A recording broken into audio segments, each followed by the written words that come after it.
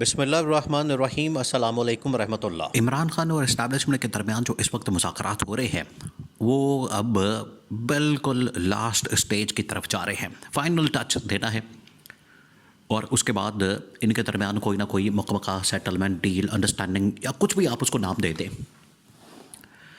لیکن یہ اس طرح کا این آر او نہیں ہوگا۔ یہ آپ نے تھوڑا سا فرق اس میں رکھنا ہے، یہ فرق لازمی ہونا چاہیے کہ اس طرح سے این آر او نہیں ہوگا جس طریقے سے شریف خاندان کے درمیان یا اسٹیبلشمنٹ کے درمیان ایک این آر او ہوتا ہے۔ یہ اس قسم کا این آر او نہیں ہے، اس کے درمیان بہت سارا زمین آسمان کا فرق ہوگا، لیکن یہ کم از کم پاکستان کے مفاد میں، پاکستان کے انٹرسٹ میں، پاکستان کے فائدے میں یہ ضرور ہوگا کہ کم از کم اس کا کوئی حل نکل آیا ہے، سولوشن نکل آیا ہے، اور ملک جو ہے وہ ایک جمہوری سوچ کی طرف جا سکتا ہے اور پاکستان کے اندر اسٹیبلٹی آ سکتی ہے، پاکستان کے اندر ایک استحکام آ سکتا ہے۔ دو اہم ترین ممالک اس وقت میدان کے اندر ہیں، دوسری جانب محمد بن سلمان اور ڈونلڈ ٹرمپ کی جانب سے پاکستان کو پیغام بھیج دیا گیا ہے۔ اب یہ جو نیگوشیٹ ان کے درمیان کیا جا رہا ہے اسٹیبلشمنٹ اور عمران خان کے درمیان، دو ممالک نے اس میں بطور ضامن آنے کا فیصلہ کیا ہے۔ دو ممالک نے بطور ضمانت، گارنٹر، ضامن بنے کا، اور دو شخصیات کی جانب سے پاکستان کے اوپر پریشر ڈالا گیا ہے۔ پہلے تو یہ کہ انہوں نے محمد بن سلمان کے ذریعے سے ڈونلڈ ٹرمپ کو مینج کرنے کی کوشش کی۔ انہوں نے یہ اپروچ کیا محمد بن سلمان کو کہ محمد بن سلمان اگر ہمیں ڈونلڈ ٹرمپ کے ساتھ کسی طرح سے سیٹنگ کروا دے، ہمیں ڈائریکٹ کروا دے، ہماری کوئی سلام دعا کروا دے، تو اس میں پھر ہم کچھ بھی کرنے کے لیے تیار ہو جائیں گے۔ محمد بن سلمان کے ساتھ اور ڈونلڈ ٹرمپ کے ساتھ بالکل ہم یس ہو جائے گی، اور جو ان کا حکم ہوگا اس کے مطابق ہم چلیں گے۔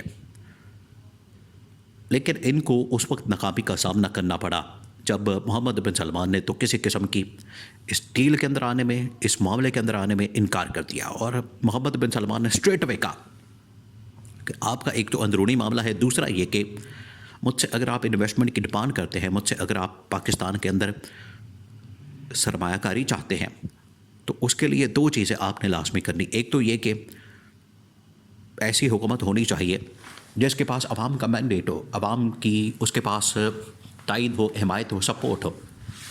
تو یہ کلیئر ایک پیغام تھا، بڑا کلیئر پیغام تھا کہ اس حکومت کے ساتھ تو بالکل بھی نہ انویسٹمنٹ ہو سکتی ہے، نہ سرمایہ کاری ہو سکتی ہے، نہ ان کے ساتھ جو ہے کسی قسم کی سرمایہ کاری کی ڈیل ہو سکتی ہے۔ یہ تو انہوں نے کلیئرلی، کیٹیگوریکلی بتا دیا۔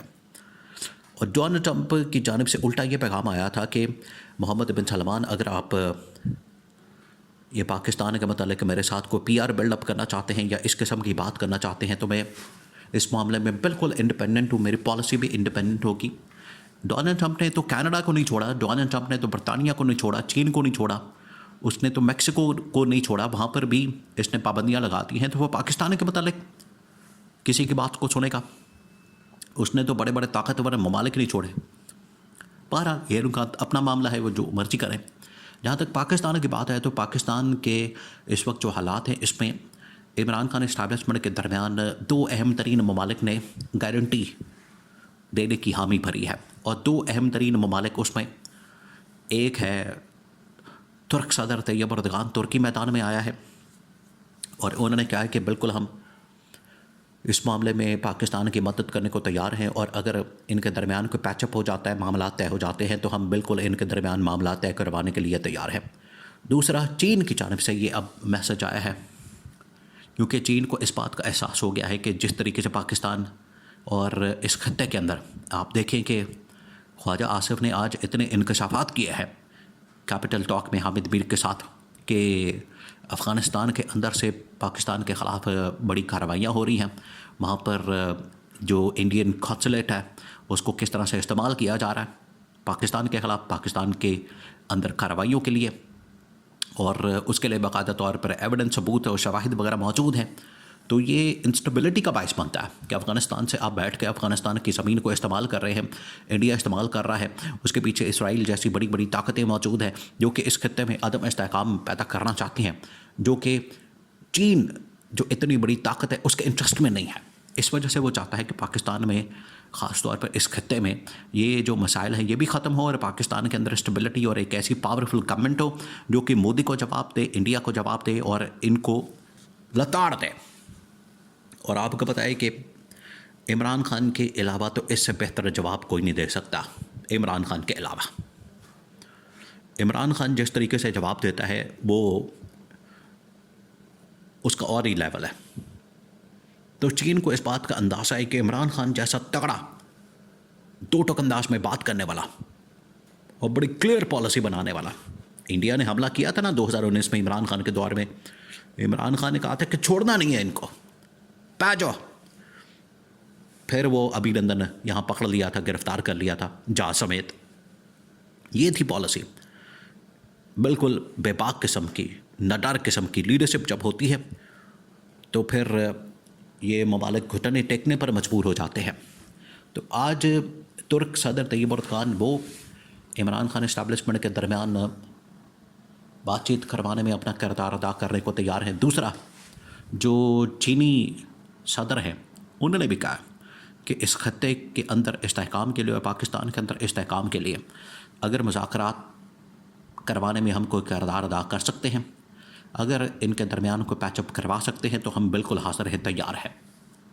تو یہاں تک معاملات پہنچ گئے ہیں. اور اب یہ عالمی طاقتیں بطور گارنٹر، کیونکہ دیکھیں دونوں طرف کریڈیبلٹی کا مسئلہ تو ہے.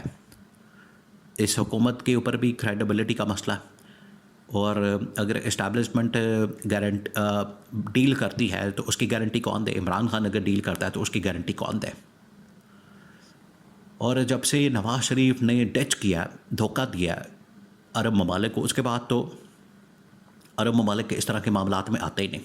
نواز شریف نے جس طریقے سے ان کے ساتھ دو مرتبہ ریٹن ایگریمنٹ کیا اور اس سے پھر گیا.